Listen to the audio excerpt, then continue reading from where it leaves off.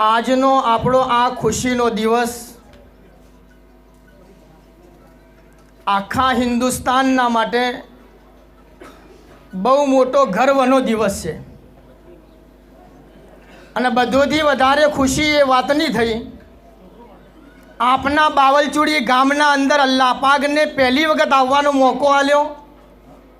બધોથી વધારે ખુશી આ પ્રોગ્રામને જોઈને એ વાતની થઈ કે આટલી મુસ્લિમ મેજોરિટી સ્કૂલના અંદર આપણા આચાર્યશ્રી અને આપણા શિક્ષકો આપણા પોતાના બાળકોના પોતાના છોકરા સમજી અને જે મહેનત કરી અને જે બચ્ચોનો નિખાર આપણા હોમે જાહેર કર્યો એ આપણા માટે બહુ મોટી ખુશીનો અને બહુ મોટી વસ્તુ છે કે ખરેખર આ પૂરા મુલ્કે હિન્દુસ્તાનના અંદર આ હિન્દુ અને મુસ્લિમની એકતાનો બહુ મોટો પ્રતીક છે જે આજ આપણે બધોને પોતાના ઓશોથી જોયો છે। અલ્લાહ પાકથી અને ભગવાન ઈશ્વર અને પરમાત્માથી એક જ દુઆ છે કે પૂરા મુલ્કે હિન્દુસ્તાન અને ભારતના અંદર આવી એકતા અલ્લાહ પાક હર જગાના ઉપર કાયમ અને દાયમ ફરમાઈને રાખે। આ 15મી ઓગસ્ટ મુલ્કની આઝાદીનો દિવસ આજથી 75 વર્ષ પહેલા 1947ના અંદર દિલ્હીના લાલ કિલ્લાના ઉપર જે તિરંગો લહેરાવાના અંદર આવ્યો અને આ પૂરા મુલ્કના અંદરથી અંગ્રેજોને બહાર નીકાળી અને હિન્દુસ્તાનને આઝાદ કરવાના અંદર આવ્યું। આ 15મી ઓગસ્ટના દિવસ 1947ના અંદર અલ્લાહ પાકને આ મુલ્કના ફિરંગીઓથી આઝાદી નસીબ ફરમાई।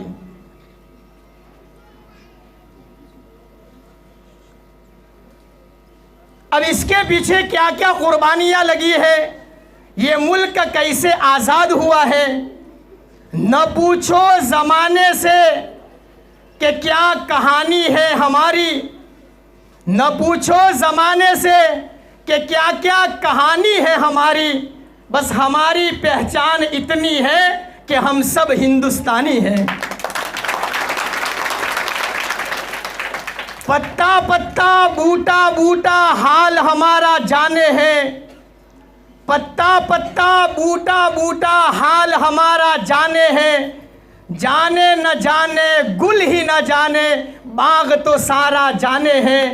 कि इस मुल्क हिंदुस्तान को आज़ाद कराने के लिए हमारे पुरखों ने, हमारे अकाबिरीन ने और हमारे बुजुर्गान दीन ने और मुजाहिदीन ने और मुस्लिम हिंदू एकता ने सब ने मिल करके इन फिरंगियों को और इन अंग्रेज़ों को, इन इंग्लैंड से आने वाले लोगों को कैसी कैसी कुर्बानियाँ दे करके इस मुल्क को आज़ाद करवाया। इसकी लंबी चौड़ी हिस्ट्री है, बताने का इतना मौका तो नहीं दिया गया, लेकिन एक मुख्तसर सी एक हिस्ट्री में आपके सामने बताऊं कि इस मुल्क को आज़ाद कैसे कराया गया, फिरंगी कैसे मुल्क के अंदर में आए और किन किन सालों के अंदर में कहाँ कहाँ कितनी कुर्बानियाँ लगी। एक मुख्तसर सी हिस्ट्री जो है आप लोग सुन लेवे। इस मुल्क हिंदुस्तान के ऊपर में हिस्ट्री का जानना हम सब के लिए ज़रूरी है। आज अफसोस इस बात के ऊपर में हो रहा है कि हमारे लोगों को आज तक ये पता नहीं है कि मुल्क हिंदुस्तान की आज़ादी में क्या क्या बलिदान दिए गए हैं, क्या क्या कुर्बानियाँ दी गई हैं, कितनी लाशों ने अपने आप को दरख्तों के ऊपर में लटकवाया है।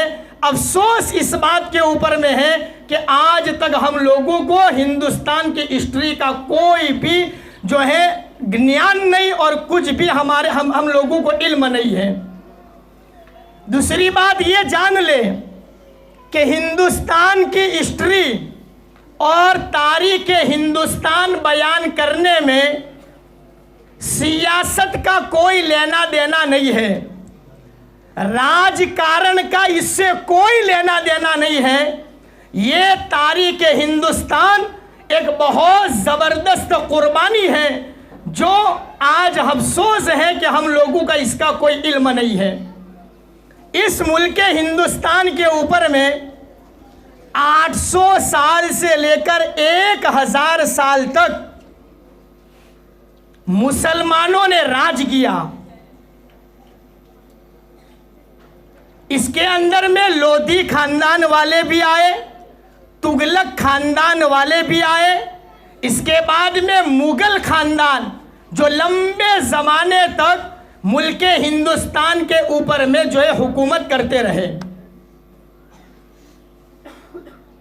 मुगल खानदान के हाथों में जब तख्ते शाही था, इंग्लैंड से कुछ फिरंगी अंग्रेज हिंदुस्तान का दौरा करने के लिए आए। जब हिंदुस्तान को देखा और फिर वापस बर्तानिया के अंदर में गए तो बर्तानिया की पार्लियामेंट के अंदर में पूरी दुनिया का नक्शा लगाया हुआ था। उस नक्शे के अंदर में जहां हिंदुस्तान का नक्शा था, उस जगह पर लकड़ी को रख करके एक फिरंगी ने यूं कहा था कि ये हिंदुस्तान हम अपनी नज़रों से देख करके आए हैं, हमें इसको अपने कब्जे में करने की ज़रूरत है। ये सोने की चिड़िया है और इसको हासिल करने में हमें कोई ज़्यादा तकलीफ़ पड़ने वाली नहीं है। तो फिर ये इंग्लैंड से ये फिरंगी, ये अंग्रेज़ मुल्क हिंदुस्तान के अंदर में आना शुरू हुए। कैसे आए? तिजारत की नीयत से आए, कारोबार करने के लिए आए। और फिर इन्होंने ईस्ट इंडिया कंपनी के नाम पर मुल्क हिंदुस्तान के अंदर में कंपनी को डाला। आहिस्ता आहिस्ता आहिस्ता ये अंग्रेज़ आगे बढ़ते गए और हमारे मुल्क के बादशाहों के दरबार में कारिंदे बनते ये अंग्रेज़ बहुत आगे निकलते चले गए। 1702 और 1703 वहाँ तक अंग्रेज़ों ने बहुत सारे इलाके को फतह कर दिया था। अंग्रेज़ों ने अपना कब्ज़ा जमा लिया था और आगे बढ़ते रहे। 1757 में, 1857 नहीं, इससे 100 साल पहले 1757 के अंदर में बहुत बड़ी जंग फलासी के मैदान के अंदर में लड़ी गई। इनका मुकाबला करने के लिए नवाब सिराजुद्दीन दौला इन्होंने अपनी फ़ौज तैयार की, अपनी आर्मी तैयार की, अपने लोगों को बड़ी मजबूती से जो है तैयार कर दिया। अंग्रेज़ों से मुकाबला करने के लिए फलासी के मैदान के अंदर में उतरे हैं। कई महीनों तक ये जंग चलती रहती। लेकिन अफसोस से कहना पड़ रहा है कि नवाब सिराजुद्दौला को अपने ही लोगों की गद्दारी की वजह से अंग्रेज़ों के सामने नवाब सिराजुद्दौला को हार माननी पड़ी, शिकस्त खानी पड़ी। और फिरंगियों को और अंग्रेज़ों ने नवाब सिराजुद्दौला को हार के अंदर में उतार कर अपना झंडा लहराया, अपने आप को आगे बढ़ाया। 1757 के अंदर में फिर ये अंग्रेज़ को और भी ज़्यादा ताकत मिली, आगे बढ़ते रहे। फिर मैसूर की सल्तनत, जिसको सल्तनत खुदादाद कहा जाता था, हज़रत टीपू सुल्तान शहीद रहमतुल्लाहि अलैह, जिन्होंने अंग्रेज़ों के सामने 1799 के अंदर में मैसूर के श्रीलंका पट्टनम के अंदर में बड़ी ज़बरदस्त जंग लड़ी है। ये हमारे पुरखे हज़रत टीपू सुल्तान शहीद रहमतुल्लाहि अलैह, हज़रत मौलाना शेखुल इस्लाम मदनी रहमतुल्लाहि अलैह ने अपनी किताब में लिखा है कि टीपू सुल्तान अपने ज़माने के अब्दाल और कुतुब के सरदार समझे जाते थे। अल्लाह पाक ने बड़ा ज़बरदस्त इनको रौब अता फरमाया था, ज़बरदस्त कुर्बानियाँ दी। 1799 के अंदर में श्रीलंका पट्टनम के अंदर में जब इन्होंने अंग्रेज़ों के सामने मुकाबला किया है, अंग्रेज़ों के सामने जब जंग लड़ी है, ज़बरदस्त लेकिन वहाँ पर भी अफसोस से कहा जा रहा है, अपने ही गद्दार मीर सादिक जैसे मुनाफिकों की वजह से टीपू सुल्तान शहीद रहमतुल्लाहि अलैह को हार माननी पड़ी है। अल्लाह पाक ने बड़ा ज़बरदस्त इनको दिमाग दिया था, अल्लाह ने चेहरा बड़ा बारौब बनाया था। टीपू सुल्तान शेर मैसूर को अल्लाह पाक ने ऐसा बारौब चेहरा अता फरमाया, जब अंग्रेज़ ने गोलियां मारी है सीने पर और लगी है, हज़रत की डेड बॉडी जब ज़मीन के ऊपर में गिरी है, वहाँ अंग्रेज़, लिखा है तारीख लिखने वाले ने, किसी अंग्रेज़ की हिम्मत नहीं होती थी टीपू सुल्तान की लाश के करीब भी जावे। लिखा है तारीख लिखने वाले ने, तीसरे दिन अंग्रेज़ का बड़ा अफसर लॉर्ड हॉर्स का नाम का बड़ा अफसर ये टीपू सुल्तान की लाश के ऊपर में आया है और देखा, इसको इत्मीनान हो गया कि ये अब चला गया, मर गया, तो उस लॉर्ड हॉर्स ने अपना यूनियन जेट, जिसको जन्ना फिरंगियों का कहा जाता है, टीपू सुल्तान के सीने के ऊपर में रखा और उसने बुलंद आवाज़ से नारा लगाया कि आज से हिंदुस्तान हमारा है। ये मैसूर की सल्तनत टीपू सुल्तान रहमतुल्लाहि अलैह, जिन्होंने उस जंग में रॉकेट को फेंका था, जब रॉकेट ये फिरंगियों के पास में गया, फिरंगियों ने रॉकेट लिया और उसको लेकर इंग्लैंड के अंदर में गए, उसके ऊपर में रिसर्च किया गया। आज पूरी दुनिया में जो मिसाइल नज़र में आ रही है वो सारी की सारी उसी टीपू सुल्तान के बनाए हुए रॉकेट पर रिसर्च करके बनाया गया है। फिर ये अंग्रेज़ों को और हिम्मत मिली, इन्होंने सोचा कि अब दिल्ली के पार्लियामेंट तक जाने की ज़रूरत है। आगे बढ़ते रहे 1806 के अंदर में शाह मुहद्दिस अब्दुल अजीज देहलवी रहमतुल्लाहि अलैह, इन्होंने 1806 के अंदर में दिल्ली के कब्रिस्तान में बैठ करके ये आवाज़ लगाई थी कि हिंदुस्तान के लोगों, हमारा मुल्क अंग्रेज़ों का गुलाम बन गया है। इस मुल्क को अंग्रेज़ों से आज़ाद कराने के लिए हिंदुस्तान के हर नागरिक का फ़र्ज़ है, मुस्लिम हिंदू एक हो करके इस मुल्क को आज़ाद कराने की मेहनत करें, वरना हमारी नस्लें बर्बाद हो जाएगी।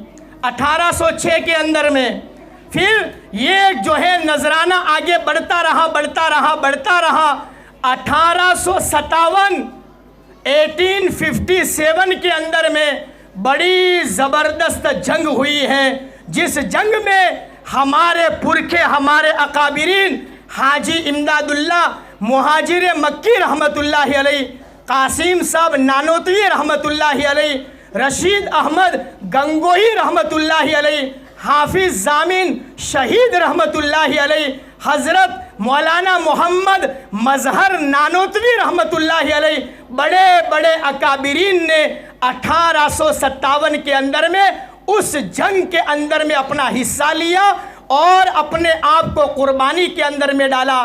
कितनी ज़बरदस्त जंग! एक हमारे सबसे बड़े हिंदू पंडित मेवाराम गुप्ता जिनका नाम है, इन्होंने एक किताब लिखी है मुस्लिम मुजाहिदीन, उसके पेज नंबर 220 के ऊपर में लिखा है कि 1857 के अंदर में जो जंग लड़ी गई है, वो कहते हैं कि उस जंग के अंदर में 5 लाख मुसलमानों को शहीद कर दिया गया और 55,000 उलमाए किराम को शहीद कर दिया गया। दिल्ली से लेकर मीरठ तक कोई झाड़, कोई दरख्त बाकी नहीं था जिसके ऊपर में उलमाए किराम की लाशों को लटकाया न गया हो। बड़ी ज़बरदस्त जंग हुई है, बड़ा ज़बरदस्त वहाँ मुकाबला हुआ है, कितने सारे मुसलमानों को शहीद कर डाला। फिर इसके बाद में इन फिरंगियों ने एक और चाल खेली और ईसाइयों को मुल्के हिंदुस्तान में लाने की मेहनत की। ईसाई आए हैं पूरे मुल्क हिंदुस्तान के अंदर में जगह जगह पर चर्च बनाए।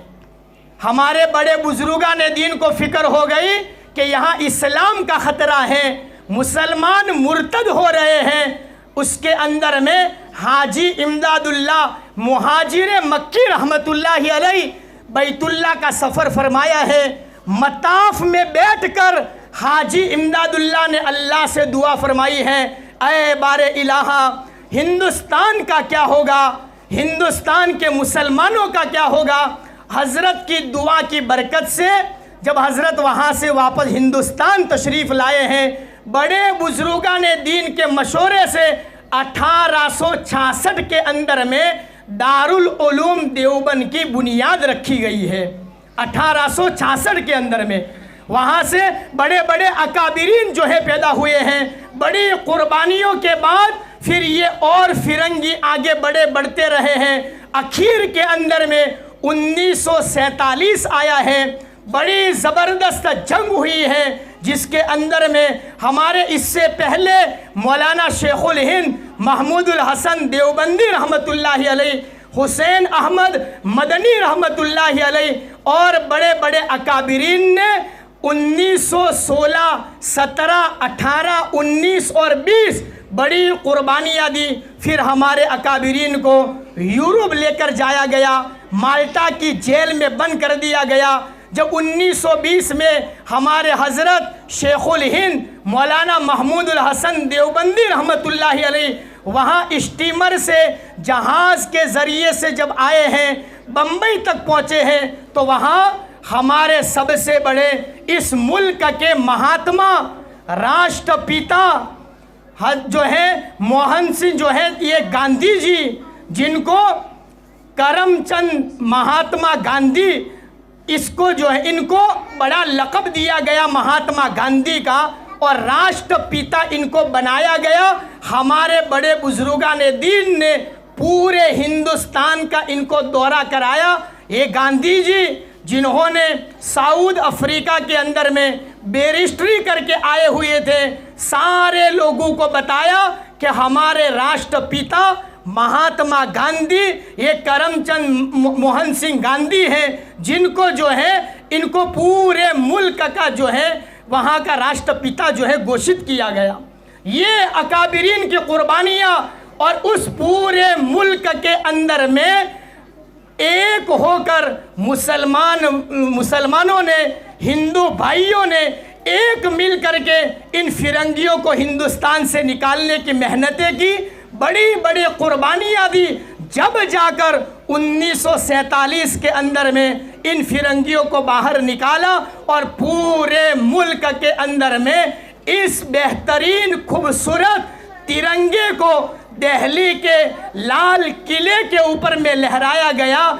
चंद कुर्बानियों के सदक़े में अल्लाह पाक ने इस मुल्क को आज़ाद करवाया है। इसमें बड़ी कुर्बानियाँ लगी हैं, बड़ा खून बहा है, बड़ी गर्दनें कटी हैं। बस कहने का मतलब यही है कि इस मुल्क की हमारा ये आज़ादी का दिन हमारे इस मुल्क के तमाम नागरिकों के लिए बड़ा खुशी का दिन है। हमें इसकी खुशी बड़ी शोरो ज़ोर से मनाना चाहिए, हमें इसकी खुशी का एहसास होना चाहिए। सबसे बड़ी बात, इस मुल्क के अंदर में एक जहती एकता और आपस की मोहब्बतों के साथ इस मुल्क के अंदर में रहना चाहिए। यही हमारे बड़े पुरखों की नसीहतें हैं, इसी को करना है। जब एकता रहेगी, अल्लाह मुल्क हिंदुस्तान की खूबसूरती को बाकी रखेगा। जब एकता टूट जाएगी, हिंदुस्तान बिखर जाएगा। इससे यही पता चला, लंबी चौड़ी कहानी है, हम हिंदुस्तानी हैं, इसको बताने के लिए इतना काफ़ी है कि हमारे इस मुल्क को आज़ाद कराने में हमारे पुरखों ने, हमारे बड़ों ने बड़ी कुर्बानियाँ दी है। इसलिए कहा गया कि न पूछो कि हमारी कुर्बानियाँ कहानियाँ क्या हैं, हमारी पहचान इतनी है कि हम सब के सब हिंदुस्तानी हैं। व आखिरु दावाना अल्हम्दुलिल्लाहि रब्बिल आलमीन। माशाअल्लाह माशाअल्लाह, खूब सरस खूब सरस।